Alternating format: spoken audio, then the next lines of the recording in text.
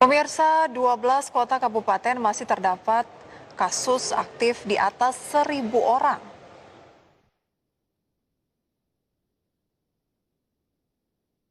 Dalam paparan yang dilakukan Ketua Bidang Data dan Teknologi Informasi Satgas COVID-19, Dewi Nur Aisyah menyebutkan rata-rata kasus aktif secara nasional berada di bawah rata-rata dunia, di mana hingga kini kasus aktif di tanah air di angka 19,17%, lebih rendah dibanding global sebesar 22,08%. Meski demikian, Dewi menyebutkan terdapat 49% atau sekitar 252 dari 514 kabupaten kota di Indonesia memiliki kasus di atas rata-rata dunia.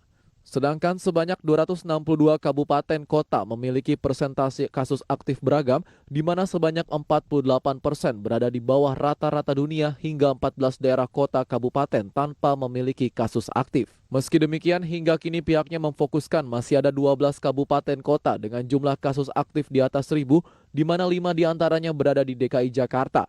Dewi pun mengingatkan untuk melakukan sejumlah hal mulai dari kesiapan sarana kesehatan dalam menangani kasus aktif, pengendalian penularan kasus aktif kepada orang lain hingga memutus rantai penularan sehingga tidak terjadi penambahan kasus aktif. Ya, sekarang kita ingin membandingkan rata-rata kasus aktif Indonesia dibandingkan dengan rata-rata kasus aktif dunia. Baik. Per tanggal 11 Oktober 2020. Nah, kalau kita lihat di sini kan dunia ini 22,08% ya, Dr. Lula. Iya. Kalau kita ingat tadi rata-rata nasional kita 19,17. Iya. Nah, sekarang saya pengen lihat 514 kabupaten kota tuh sebenarnya ada di mana sih kasus aktifnya? Scopingnya saya tarik lebih kecil lagi. Iya. Tadi angka nasional, sekarang kita tarik di level kabupaten kota.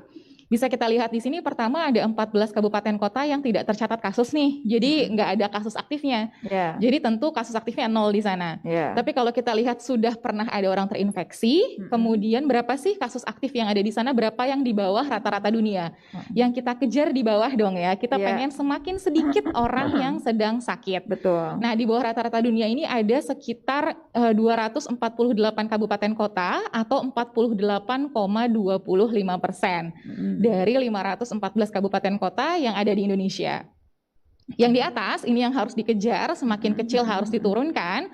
Ini ada 49,03% atau sekitar 252 kabupaten kota.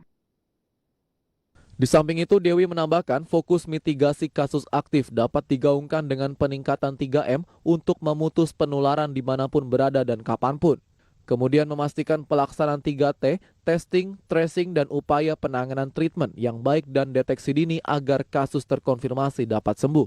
Terakhir, koordinasi antara pemerintah pusat dan daerah yang harus berjalan baik untuk sama-sama punya peran membatasi mobilitas penduduk.